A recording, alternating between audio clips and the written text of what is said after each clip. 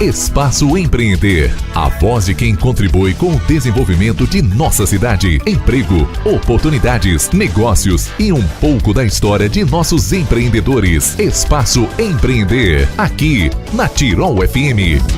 Muito bom dia, começa agora mais um Espaço Empreender. Programa da Tirol FM destinado a todas as pessoas que fazem a diferença em Teutônia e região. Hoje nós recebemos Eliane Docena, atleta. Bem-vinda, Eliane, tudo bem? Tudo bem, bom dia. Eliane, me conta um pouquinho da tua história. Depois a gente vai falar um pouco mais sobre como a corrida entrou na tua vida. Mas antes a gente quer conhecer a tua pessoa. Tu é natural de onde? Como é que foi a infância? Eu sou natural de Salvador do Sul. Depois Barão, agora Boa Vista do Sul. Eu trabalhei na roça com os aviários até os 17 anos. Aí que eu me mudei para Teutônia. Trabalhei na fábrica de calçados Paquetá e depois na Ferragem Sul, onde que tá agora eu continuo. Veio novinha para Teutônia, então. Isso. Posso considerar teutoniense? Exatamente. Eliane, quando que o esporte entrou na tua vida? Porque você disse que começou a trabalhar desde muito cedo, né? 11 anos. Isso aí. E a partir de 2014, a minha filha fazia atletismo e eu fiquei assim impressionada com o esporte. Eu fiquei interessada em começar também. Então, em 2014, eu fiz a minha primeira corrida de rua, que foi a corrida do Unimed Santa Cruz do Sul.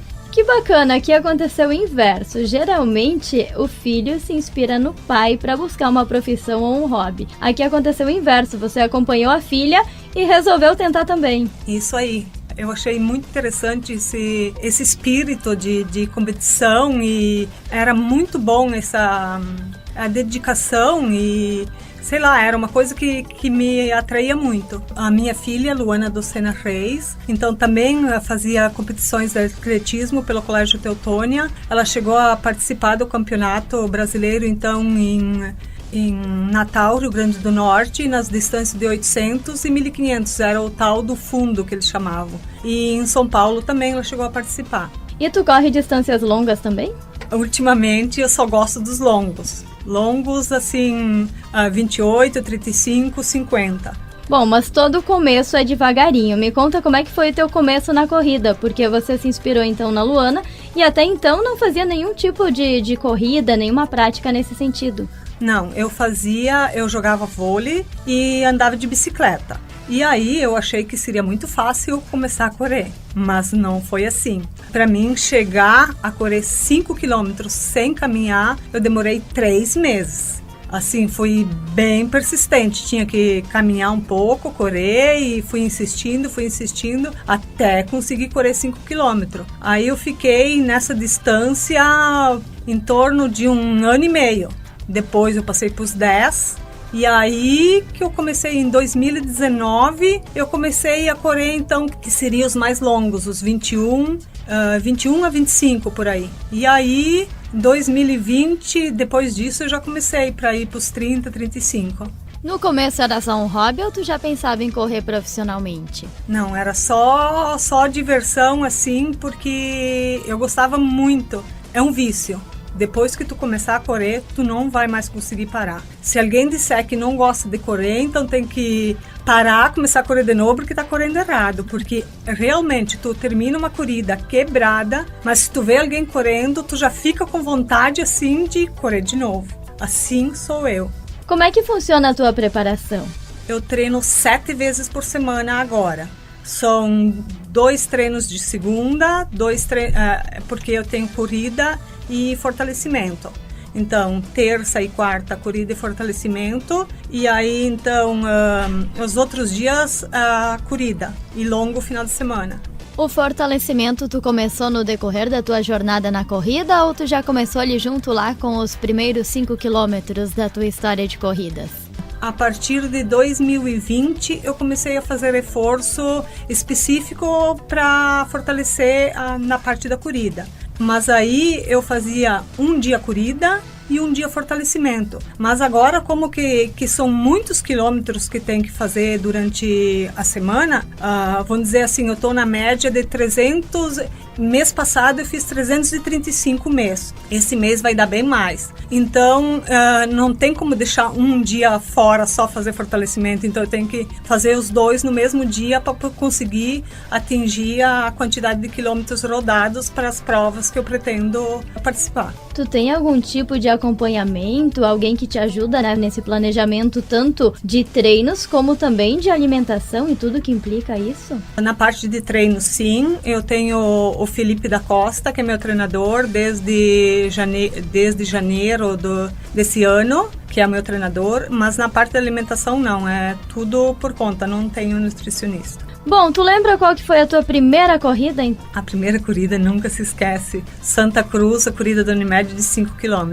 E aquela que foi mais marcante pra ti? Eu acho que foi a primeira corrida do longo que ninguém acreditava que eu ia conseguir fazer 25 quilômetros no longo, porque agora eu faço trilhas, que seria correr no meio do mato com adversidades, assim, terreno técnico, chuva, barro, tombos. E aí eu consegui muito bem na minha primeira participação. Eu fiquei em 7º no geral. Então, para mim, foi assim uma superação total. Bom, até então a gente falava de corridas e de distâncias. Agora nós já temos mais um obstáculo no caminho, porque você citou aqui trilhas. Como é que é essa diferenciação e quando tu pegou gosto, quando tu resolveu te arriscar nessa questão de corrida montanha, porque é outra dificuldade, né? Exatamente, é porque no asfalto, não sei, mas perde um pouco a graça para mim.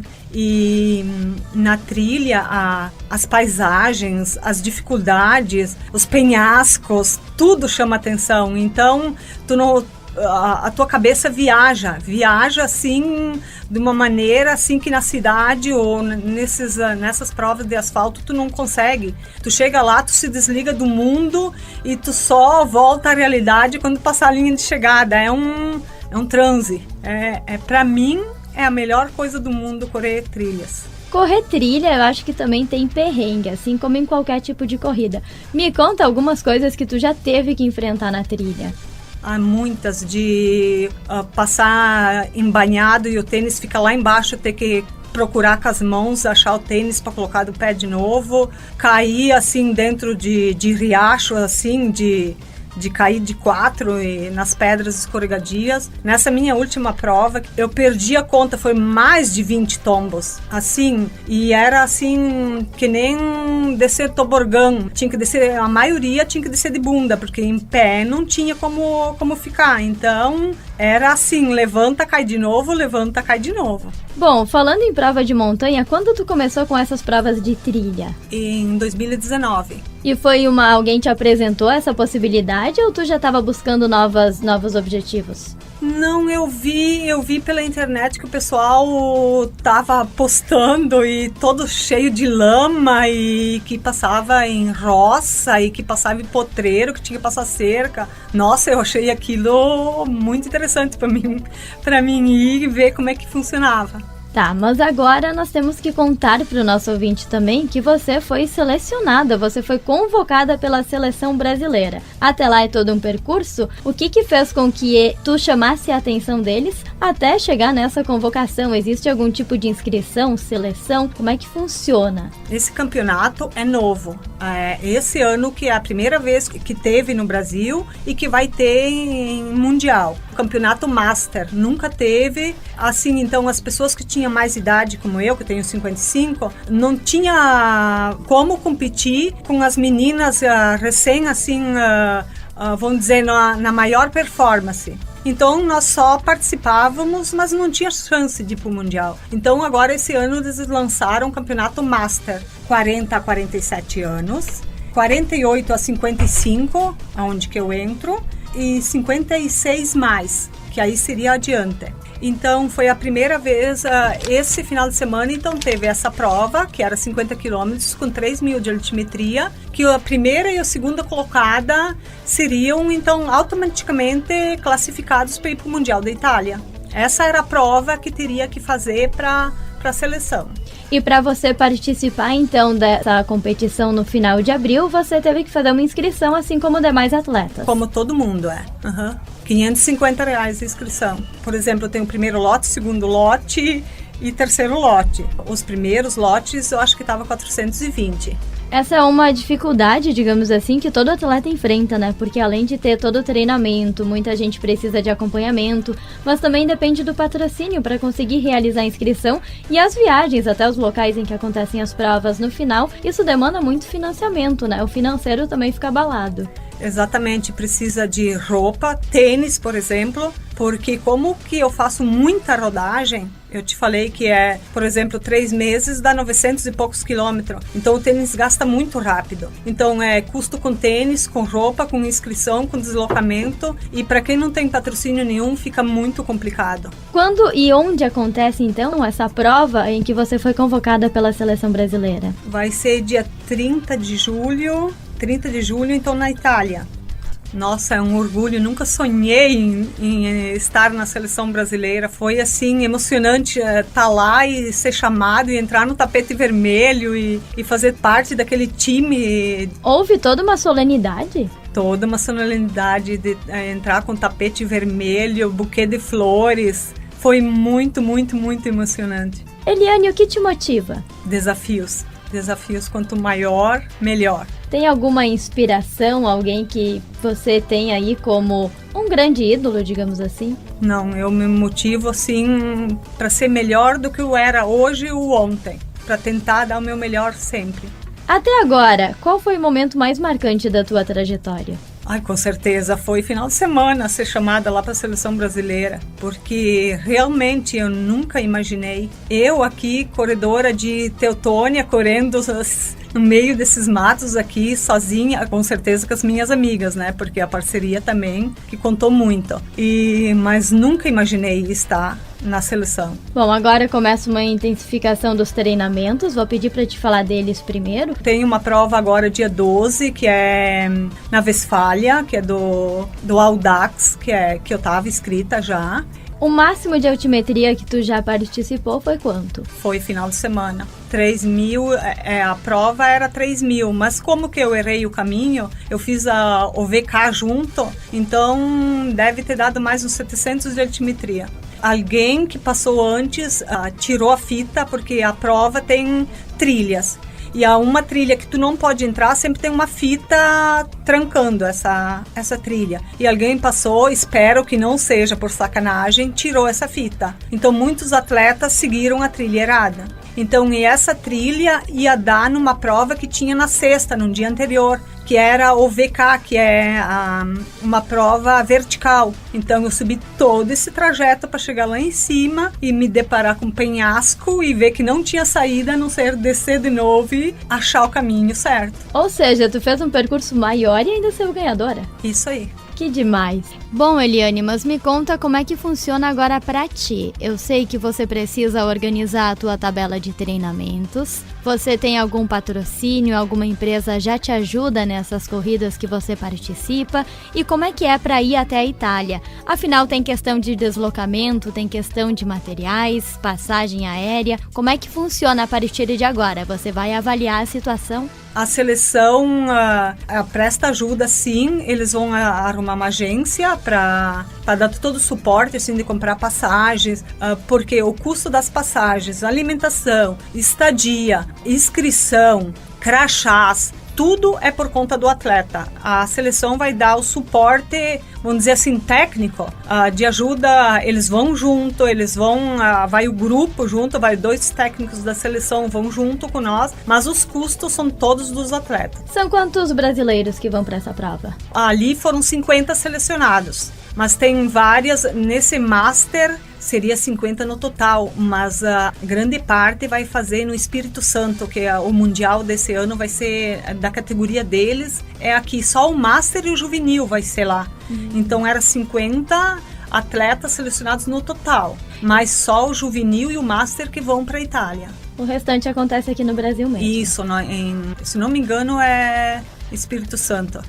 Bom, mesmo sendo convocada, então, isso não significa que você vai até a Itália participar. Afinal, envolve muito custo. Pelo levantamento que você me falava em off, são R$20 mil necessários para participar dessa prova. E por isso, infelizmente, você não vai até a Itália representar o Brasil e a nossa Teutônia. Mas fica o nosso orgulho por você ter sido convocada pela seleção brasileira para esse desafio. Eliane, deixa um recado para quem está nos ouvindo nesse momento e quer começar a correr. Qual é a dica que tu deixa?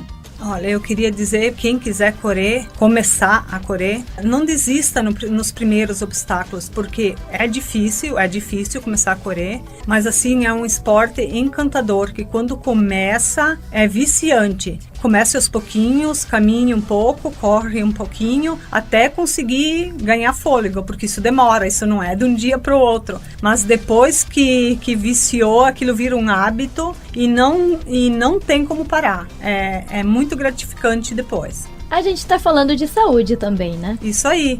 Eliane, agradecendo a tua participação no programa hoje, eu deixo um espaço para as tuas considerações finais.